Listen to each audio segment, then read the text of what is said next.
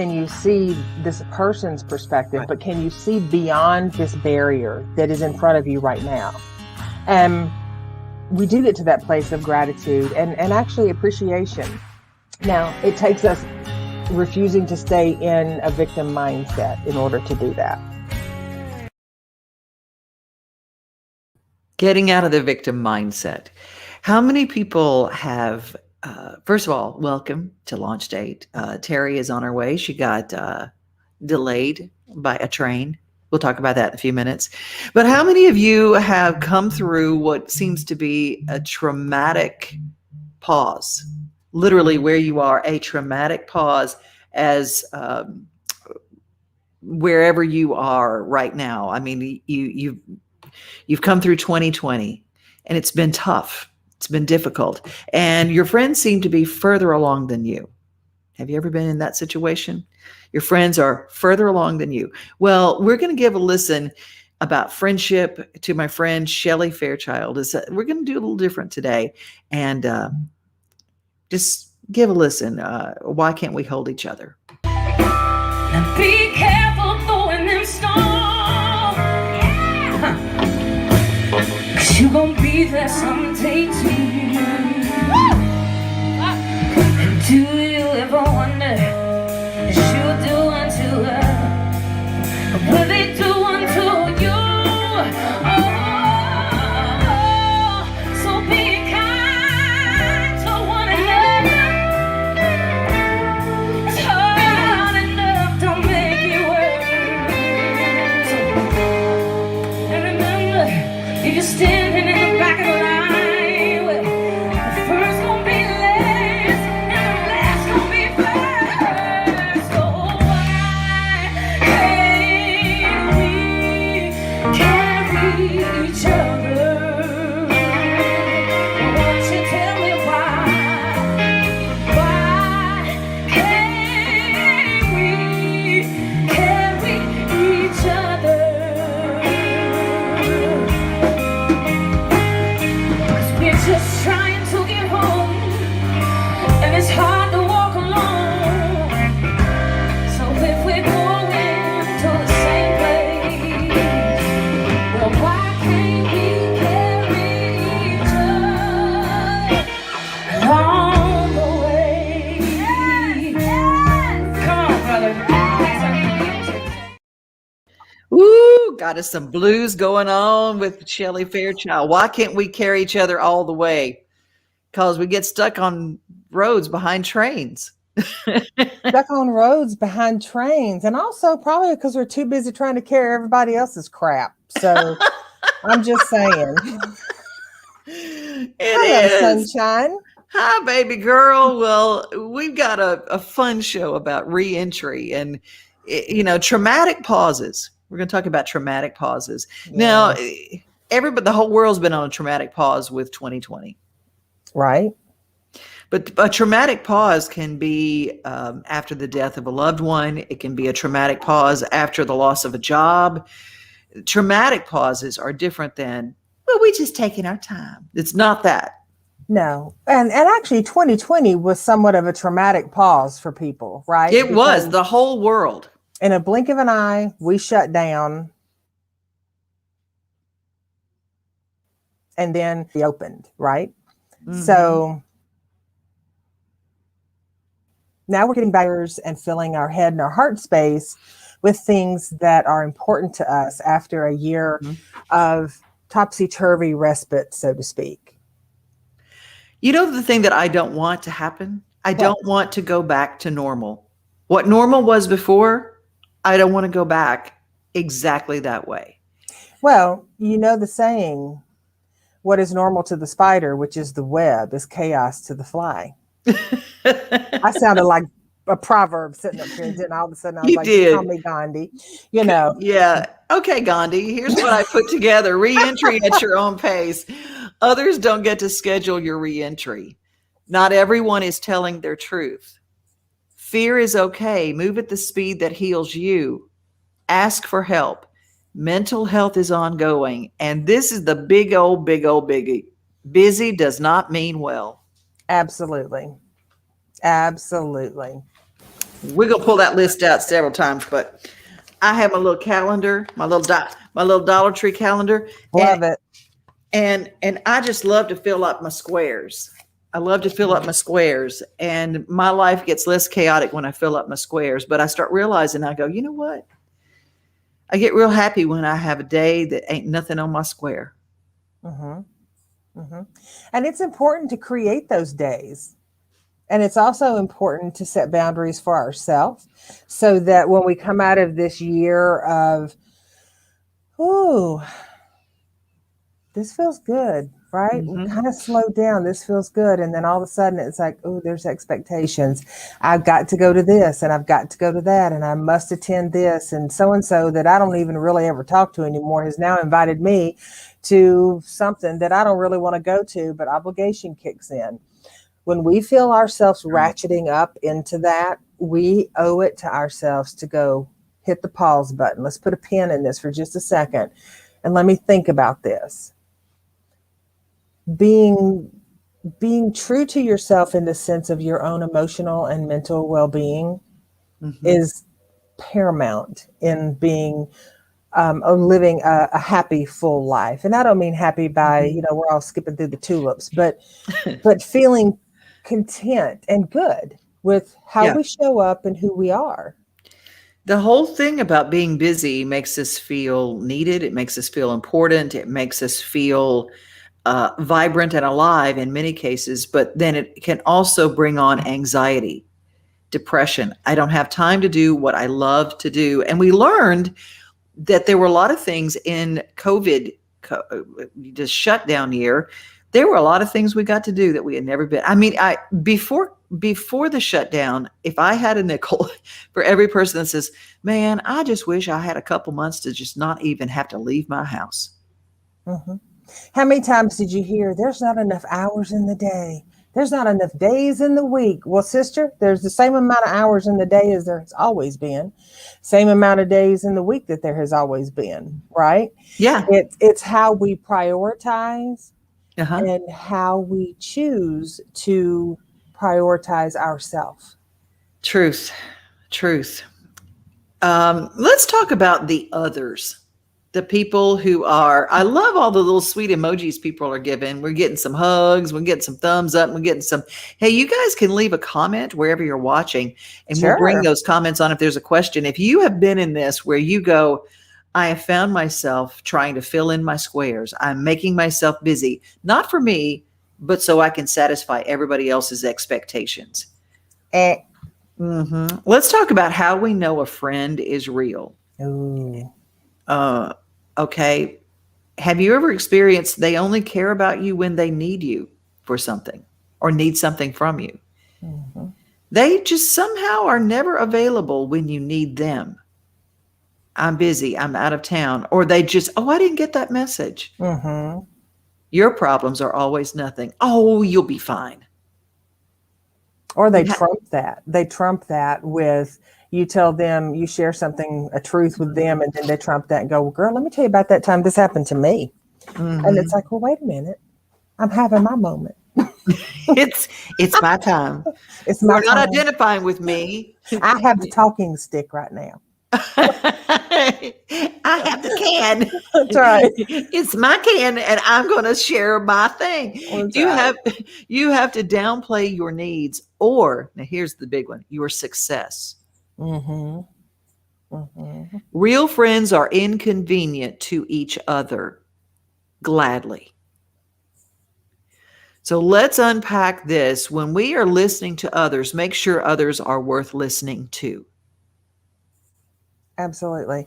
Well, and that's the thing is if you're sharing, if you have someone who only comes to you, and we're talking obviously friendship here. We're not talking about if you are a doctor and someone comes to you because they need help, or you're a therapist or a coach or something Mhm. along those lines. But we're talking about if you have a genuine friend and you say, I'm here for you. And then they call you and they say, well, this is what I need. And you go, oh, well, I'm here for you anytime except now. Cause, you know, we have to really watch that. Also, watch the friends who you don't ever hear from, and then suddenly they send you something, and it's like, oh God, I'd love to catch up with you. By the way, could you help me with this?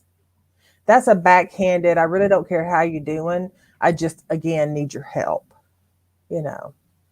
And we engage in these as as I say before, the nonverbal contracts of how we feel important, how we can help, how we can care give, how we can belong will kind of weave its way, those tentacles work through, and we find ourselves with all of our squares filled up, but no one really there to hold space for us when we need it. Oh, absolutely. Absolutely. And we're getting a lot of folks who are jumping in. I love this from Elizabeth. No matter what I'm going through, my real friends get my time and space, and vice versa. Mm-hmm. And Tim really loves the talking stick. Right? Hey, when I work with families and they're working with their little children that are like 3, 4, 5 years old, Uh-huh. I have them create a talking stick out of whatever, we go through a lot of different options that they can use, but let the kids create the talking stick so that when they're having their family talks, the person with the talking stick gets to talk. And I have heard back from so many parents that are like, well, my child loves this talking stick so much, we've had to set an egg timer because they don't want to give it up. And I thought to myself, I know some adults like that. I've probably been that adult before in my life a time or two. So, but if you create a fun way, then a talking stick is great. Mm-hmm. Amy says, hello, this is fantastic. Well, Amy, Hello, we're glad to have Amy. you. And Suzanne is with us. Hi, Suzanne. Hey, Susie's on the road today. She's traveling. Oh, wow. Yeah. Mark joins us again this week. Hi, Mark. It's so good to see you here. Elizabeth says, friends are like the weeds in the flower garden of life. Got no time for them and get rid of them. that are friends like that are weeds in the flower garden of life. Got no time or get rid of them. Yeah. Well, here's the thing is if we're calling those people friends, like legitimately, if we're calling that person a friend, it's not even their fault that they're showing up that way. We need to look at our definition of what we're calling, what we are accepting as someone to hold our truth, to spend our time with, because friendships, just like every other transaction out there, everything is transactional energy. And so if we are there for people, and I'm not saying if you've got a friend who's fallen on hard times and you're there to lift them up and however that is, I'm saying that if you have the one or the two, or you have set yourself up in a way where people tend to take from but never deposit into, you need to reevaluate that circle, because if you think that circle is going to help you re-enter into the world and feel rich and full and whole, it won't. The thing that anxiety, there are different things that bring anxiety. A lot of people, I'm so stressed, I'm so busy, I have anxiety. I think that this last year has taught us that it wasn't the busy that brings us anxiety, it's the quiet. It is, I don't have anything to go. That's where a lot of people realized and brought it up. And I don't know if anybody who's watching today, if you've ever had that thing where the quiet, the downtime, the alone time brought you immense anxiety. You had nowhere to be. Mm-hmm. It unnerves us because it allows us, at first it's great, right? It's kind of like a sick day from work. And it's like, ooh, I can just do what I want to do, and I don't have to do anything I don't want to do. And then all of a sudden you realize you're 2, 3, 4, 5 days a week into it. And it's kind of like, all right, now I'm, what's the term? FOMO. I'm fear of missing out. I'm people aren't needing me. I'm not what's happening. Right. And we start to, the silence makes us uncomfortable. Mm-hmm. You can even find that in friends where get in a car with somebody and drive anywhere. If they cannot have quiet in the car, they probably don't like quiet around them. Yeah. Yeah. Um, Mark says, I have friends on Facebook that are closer than my friends off of Facebook. I think a lot of people have felt that way. We were forced into a virtual world, Mm-hmm. a virtual world. We're going to unpack that suitcase a little bit. My PTSD would kick in. A lot of people were triggered during the stay-at-home orders for Mm-hmm. all sorts of different ways and all sorts of different things. Now, coming back in, let's get to reentry. What are some things that we can do to bring us back in when we re-enter at our own pace? What are some examples of some tools that we can kind of self-check? If you find yourself needing to be busy, right? If you find yourself accepting invitations to things that maybe you don't really want to do, a lot of people are still in that space, whether they opt for vaccine or they don't, or mask or they don't. I'm not here to debate any of that, but you have friends that are going to get back out and start living, and maybe you're not quite there yet. Mm-hmm. So it can feel like, well, I'm being left out, right? Right. So knowing, instead of adopting a sense of I'm being left out, just assess the situation. Actually, I'm not being left out. I'm choosing not to do this. And what am I comfortable with? Maybe I'll have a friend over for dinner, if that's your comfort level. The world is going to resume to some new normal, whatever normal is. Right. And everyone's going to pick right back up. I mean, if you've gotten out and you've driven anywhere in the last week, you already know that it feels almost like COVID never hit, because everybody's out there driving crazy. At least they are in Nashville. Yeah. But, being gentle with yourself and really asking yourself, is this something I want to do? Pausing before you give a yes or a no and thinking about it. Mm-hmm. Let me check my calendar. Let me check and see what I've got going on. And if you get up and your gut says, not today, I don't want to do that today, honor that and let yourself have that moment of not today. I do have a dear friend who called and invited me to be part of something. And it was something really good. And it's something I would have said yes to in a second. But it would have taken, I have found that during COVID, to give myself at least 3 hours of uninterrupted farm and animal time, 3 hours a day together. And it's that end of the day thing when I'm feeding them their supper, and it's just this peace that comes over me. And I said, I so appreciate you asking me, but I have to hold that time sacred for me now. It's my mental health break. It is my time, and my animals need me, but more importantly, I need that time. Mm-hmm. And I appreciate you. I have to say no, and I hope you don't take this the wrong way, but thank you. And, absolutely. And it was like, I felt empowered in that moment. And I didn't feel guilty in that moment, which is always why I said yes to things I didn't want to do. I always felt guilty. Exactly. The expectation, not letting people down, the unspoken expectation that we've got to do it. Then Tim says, I don't like quiet, have to have my music all around me, but I think it also brought me closer to my family and friends, calling and checking on each other, showing that people do care and do genuinely love each other and one another. Absolutely. Mm-hmm. Absolutely. Well, and here's the thing to that, Tim, music is healing, I mean, I know Tim knows this. That's why he likes the music. I mean, music is healing. So it's about a mindset more than it is an actual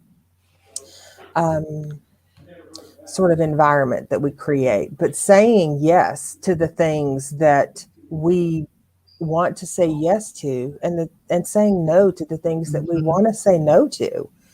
There's that is essentially the very fundamental step of being kind to ourselves. Mm-hmm. There'll be things that are going to come up in life that you may not want to attend, but you'll do it because Yeah. If there's an obligation, or there's a sense of respect, or it's something going on that, says, okay.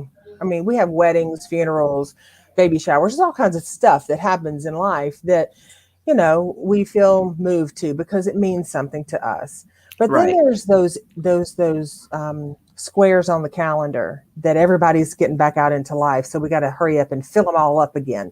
Well, if we're not careful, we're going to fill them all up again. And then we're going to be going, gosh, I wish I had a week off where I didn't have to do anything. So instead of creating a life you got to have a vacation from, create one that works with you, that you get the flow of life, and you don't have to re-enter in a frazzled way. You get to say, I really appreciate you thinking about me. I really appreciate that invitation, but I'm going to Right. pass this time.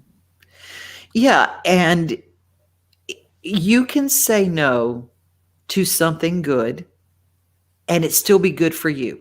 Absolutely. And that's the thing, is that I don't care whether it's for animals or for children or for sick elephants.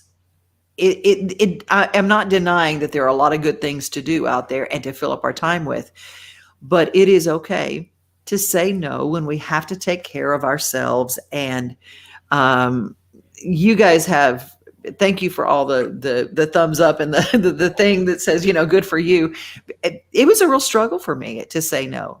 And every year I have instead of a resolution, I have a word. And last year, my friend Steve Bard, if Steve is watching, Steve, he was my accountability partner in the year of saying no. And this year, my year is the year of balance. My word is balance. And there's a balance. First of all, nope, not going to do it. And I had my year of no before COVID started, by the way. And I'm going, well, that was a nice confirmation. Okay, I guess no was the right word. Absolutely. But balance is huge. Balance is huge for people, and it's good for our mental health.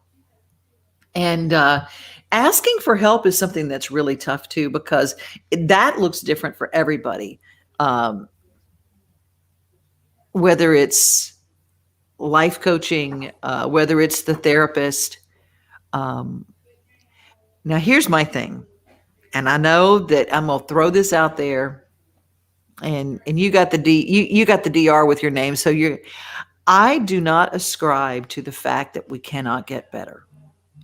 That if we have something that is an issue, that we're going to always have that issue. We'll always have to work with that issue. I believe that there is a way that we can get better. Now, mental health is ongoing. It doesn't mean that you don't have to practice your steps every day or whatever. But I think that just because we have anxiety, depression, or whatever our ism is, I still do not ascribe to we're going to always be sick people. I would agree 150% with you on that. I think that the reason that we become, now I'm talking more of an emotional locked in limitation here, because I do understand and respect that there are chemical imbalances inside some folks that they do require medication. And I full respect for that. Yes, absolutely. Yeah. But we also are the first ones to pull out our gun and shoot our own self in the foot to limit ourselves and say, well, I'm in this situation and it's not ever going to get better. Well, it's not ever going to get better if you keep telling yourself it's not going to get better. But if you have and I understand it can be difficult at times, but if you have the courage to lean just to the wall of that comfort zone and then rest there, just rest there. And then once you're comfortable there, lean just outside of it. That means reaching out for support. Maybe it's a book you find online. Maybe it's a therapist or a coach, or maybe it's a really good friend or a family member. You'll know who can hold that space for you and who's not going to. And if you find yourself calling Billy Bob Joe and he's going to just sit there and commiserate with you, then you're accountable for that, because you're choosing not to move forward. Right. So you're absolutely right. Our mental, I'll go so far as to say our physical, our emotional, and our spiritual well-being that's what we're here for, is to evolve as human beings. So If we just stopped learning or capped our emotional IQ, then, where do we go from there? So Amen. we're going to outgrow some people along that way. We are going to outgrow some people, and that's okay. Outgrowing people doesn't mean that we don't love them. It doesn't mean we don't like them. It just means that we're creating space for people that are going to come on board. It's like a tree, right? Right.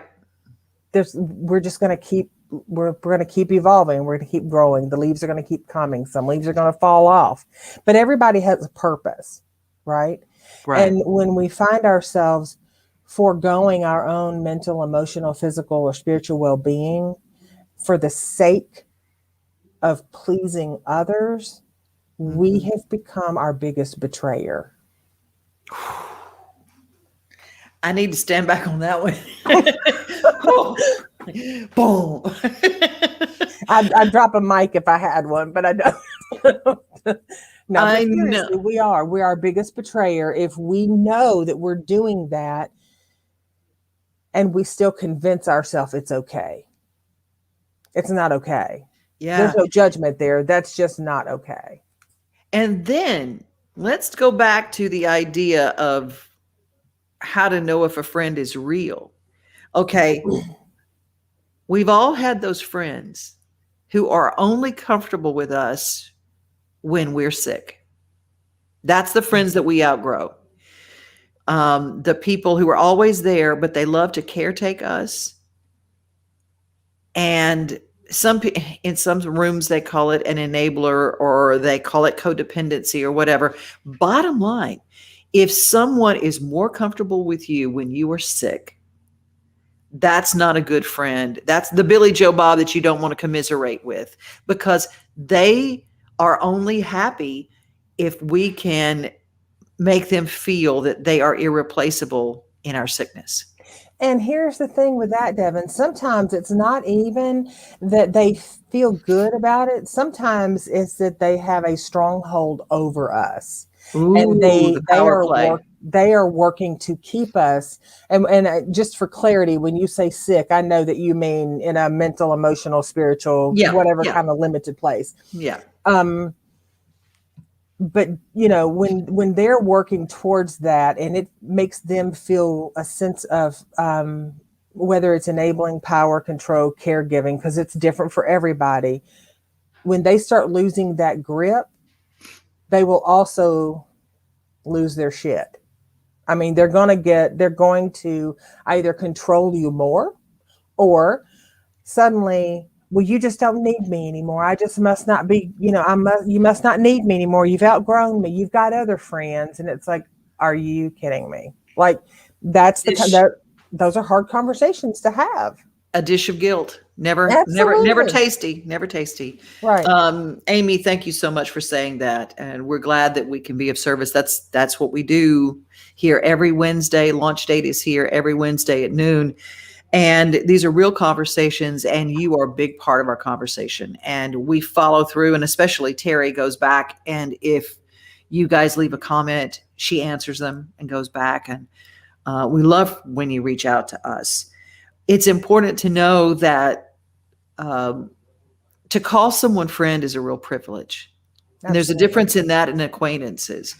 And knowing the difference, and I tell you what happened to me in COVID, and it might have happened to some of you. I realized who my real friends were and who my acquaintances were. Mm-hmm. And friendships that are nourishing. I love the word nourish, because that's our truth. Absolutely. And social media, that's a double-edged sword. It's great to have it because it allows us to socialize with people. But at the same time, we base our value and we base our importance on, well, I won't say we. Some people base their value and their importance on the number of friends that they have socially. And quite honestly, I mean, that's like a marble in a jar. Those aren't really true friends. Now, as was quoted earlier, mentioned earlier, we can forge really good friendships out of individuals who we meet online. And that's a beautiful thing. But when we get in the mindset of, well, I've got 3,000 friends, that can make us feel a little important, which really are not even friends. We wouldn't even recognize them on the street, right? So looking at what our definition is of friend, looking at how people hold space for us when we say, thank you so much for inviting me, but I'm going to pass this time, but let me know when the next one is. Looking at that space that your calendar is not full. And if you feel like you're missing out on life because you've got time to go out and feed the cows and horses and smell the flowers and lay in the hammock versus stay busy, and then be like, oh, I'm so exhausted. You're not missing out on life. You're actually living life. Absolutely. Absolutely. Well, we encourage you guys to follow along with us. Now, Teri has clients that are you take virtual clients, you're back in your office now. So how do they get in touch with you? They can get in touch with me whatever platform they're watching this on. They can leave a message there, or they can go to teripugh.com, TERIPUGH.com. There's email and cell phone there. And I'm on Instagram under Transcending Turbulence. You can find me just about anywhere. And if you can't find me, Google me. You'll find me there. And yes, I'm here, there, and everywhere these days. So it's good. It's all good. Well, I had my first little visit for at the therapy ranch this week. Nice. Someone came out and I am not a therapist. I do some coaching, but mainly I have animal therapists. Yes. And they are amazing. These wise old horses. And I got really tickled at watching. And I go, I don't know what animal's going to relate to this person. And it turned out to be one of my roosters. Really? Uh-huh. And a person who was actually terrified of roosters. Mm-hmm. And watching that fear be faced, and all of a sudden, and the joy of holding, it was really cool. So Angel Horse Farms is up and going, and in a very slow way, but it is. And the animals that are there, it's a special needs rescue ranch sanctuary.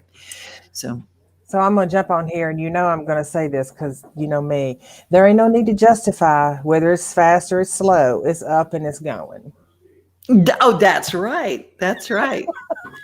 See, but when you got horses that are 30 years old and above, it might be slow. And that's okay.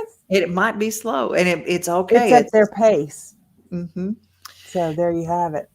And there is nothing, I just want to go real quick and say there is nothing more beautiful from a visual standpoint to see someone who is fear-filled around a subject, an animal, or whatever, and to see that fear be transferred into excitement and love is a beautiful thing.